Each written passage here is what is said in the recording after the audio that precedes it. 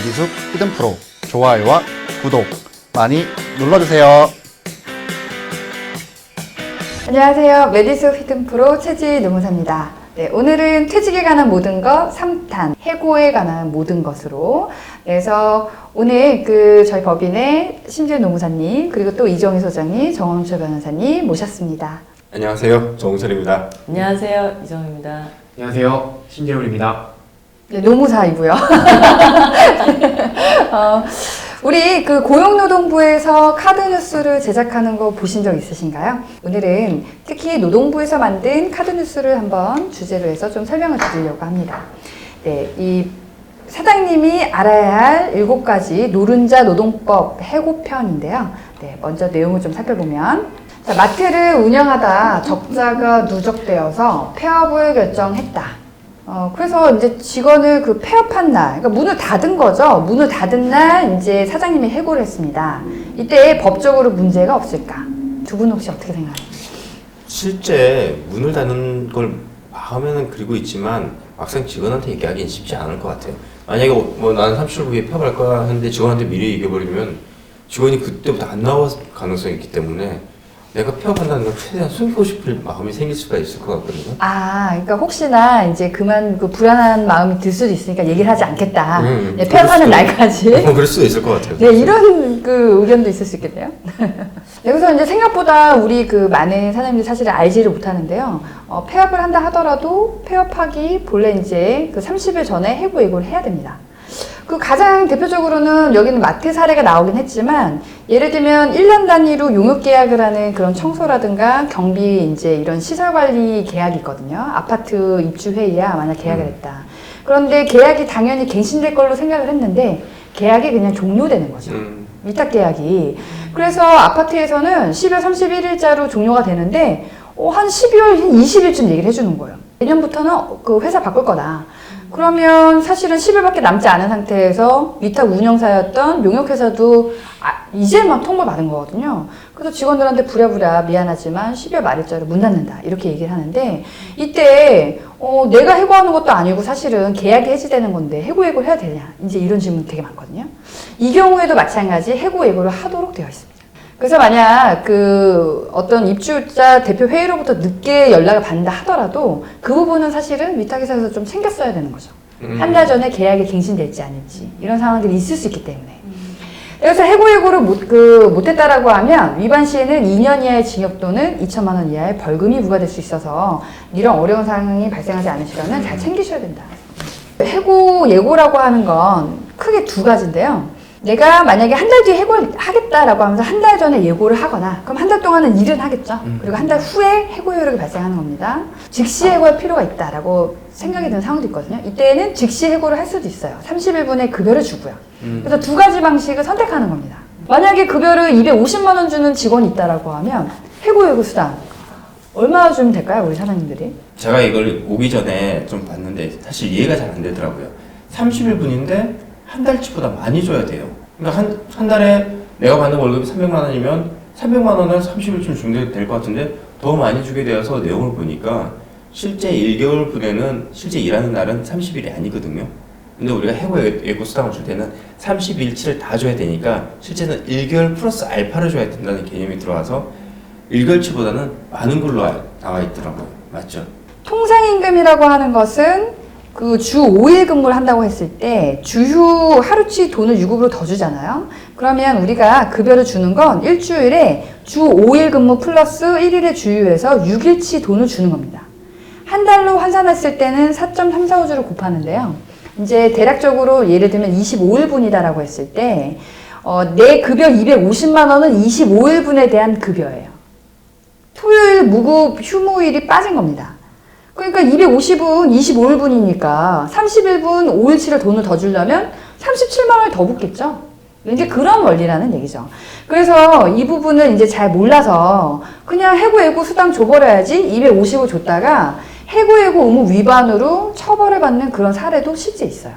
네, 이 부분은 꼭 다시 한번 좀 체크를 하시는 게 좋을 것 같아요. 네. 만약에 이제 직원이 횡령을 했다던가 1억은 넘는 아주 정말 큰 금액을 이제 횡령한, 예를 들면 경리 어떤 직원의 해고 사건이라든가 이렇게 막대한 손해를 끼친 경우까지도 해고를 하는데 예고 수당을 줘야 되느냐? 이제 이런 질문 사실 많이 받거든요. 우리 법에는 예외 사유가 있습니다. 해고 예고를 안 해도 되는 예고 사유. 첫 번째는 일한 지 3개월 미만일 때. 네, 3개월 미만. 수습 여부와 관계없어요. 그냥 일한 지 근속 기간이 3개월 미만일 때. 두 번째는 천재지변 뭐 그밖에 부득이한 사유로 사업을 계속하기 어려울 때. 근데 아까 그 어떤 위탁 계약이 해지되는 건 천재지변 그밖에 어려운 사정을 보진 않습니다. 네, 그래서 이제 그 사정은 굉장히 까다롭게 보고요. 그리고 이제 세 번째로는 근로자가 고의로 막대한 지장, 어떤 손해를 끼칠 때.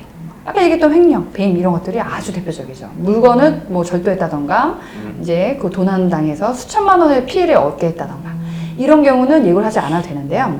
근데 이제 이 판단은 누가 하느냐. 결국은 만약 이 해고 예고를 지켰냐 안 지켰냐는 법 준수 여부라서 노동부에 진정을 넣으면 감독관이 판단하거든요.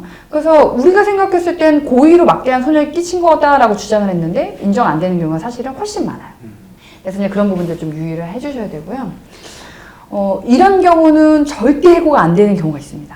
그 일하다가 다친 재해근로자가 있을 때 재해근로자가 내가 요양을 받는 기간과 그 이후 한 달, 다 치료 끝났어요. 내가 복귀할게요 해서 복귀한 한 달 동안은 절대 해고가 안 되고요. 출산한 여성, 그 출산 전후 기간, 그 휴가 기간 90일이죠. 90일과 그 출산하고 난 뒤에 다시 복귀하고 나서 30일. 출산 후에 30일은 절대 안 돼요. 네, 그리고 육아휴직 기간, 이 세 가지 기간에 대해서는 만약에 해고를 한다라고 하면 5년 이하의 징역 또는 5천만 원 이하의 벌금이 있습니다. 근데 만약에 해고 예고라고 했는데 그럼 휴직 기간 동안 해고를 못 한다고 됐으면 그 기간 안에 해고 예고는 할 수 있나요? 한 달 전에요? 그러니까 한 달 뒤, 그러니까 결국은 그 이후 이제 30일이라고 이제 봤을 때. 바로 해고를 시켜버리겠다는 거죠. 네. 기본적으로는 해고 예고는 가능합니다. 네. 그래서 이제 그 기간 동안, 이 정해져 있는 기간 동안에 이제 금지하는 건데요. 자, 여기 질문 이런 거 많이 나죠. 아니, 회사 중요한 기밀을 넘겨서 영업비밀 유출 손해가 지금 막대하게 발생한 데다가, 그런 직원인데도 불구하고 의도적으로 예를 들면 육아휴직을 이제 딱 신청하고 들어가는 경우 있거든요. 사건이 이제 그 불거지고 어떤 경찰 조사가 진행되거나 이랬을 때 그때 이제 육아휴직을 이제 신청하는 경우가 있는데 이런 직원한테도 비행위가 있을 때 해고가 안 되느냐. 설사 정당한 해고 사유가 있다 하더라도 그 기간에는 해고가 안 된다가 원칙입니다. 기간만 기간이라는 게 어떤 걸 말하는 거예요? 아까 얘기했던 그 산재 이제 치료받는 기간과 그 후 한 달, 출산 전후 휴가 90일과 그 후 한 달, 그리고 육아휴직 기간. 이것만큼은 절대 해고가 불가하다는 겁니다. 네, 끝나고 나서 가능하겠죠. 그리고 태풍으로 회사 건물이 심하게 파손돼서 결국은 사업을 접게 된 거예요. 그러니까 문을 닫았습니다. 그럼 이렇게 갑작스러운 상황에도 갑자기 이제 태풍 때문에 뭐 지붕이 다 날아가 버려서 뼈만 남았다. 그게 말은 천재지변이잖아요. 그렇죠. 그 경우에는 해고 예고 예외에 이제 해당이 되는 천재지변에 사항이 되기 때문에 이런 경우라고 하면 해고 예고를 하지 않아도 된다. 마지막으로 좀 더 팁을 드린다고 하면 가령 기간 날짜를 좀 계산을 잘못해서 만약에 2020년 1월 1일 날 지금 해고를 생각하고 2019년 12월 2일 날 이제 해고를 했다.